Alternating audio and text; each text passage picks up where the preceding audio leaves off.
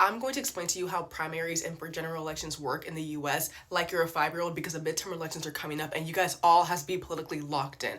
Okay, so the primaries are basically the race before the big race, which is November 3rd, 2026, the general elections, right?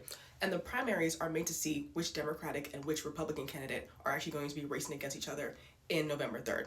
So let's say there's 3 people who want to be senator and they're on the Democratic side. And there's another 3 people who are running to be senator, but they're on the Republican side. You vote in the primaries to choose the main Democrat and the main Republican so that they can go head to head in the general elections on November 3rd.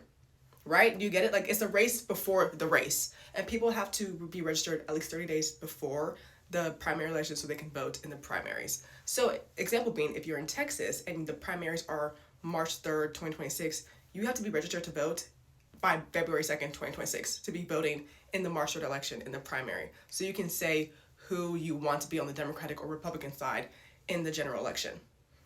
That's how that works. That's literally how it works. So when people say, oh, you need to vote in your local elections, this is what they're talking about. Because the local elections are the big, that's literally choosing who's actually going to be in the general elections. That's choosing who you're going to see on TV.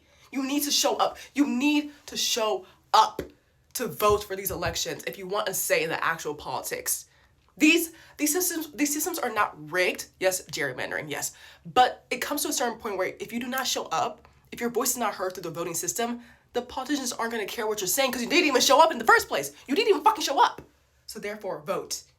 Get registered to vote. You have 2 more weeks in Texas. I don't know about the rest of the country, but you have two more weeks in Texas. Register to vote in the primary so you can have a decisive decision on who's going to be in the general election, and you have a voice. You have to have a voice if you want your voice to be heard in the first place. So use the voice you have and vote.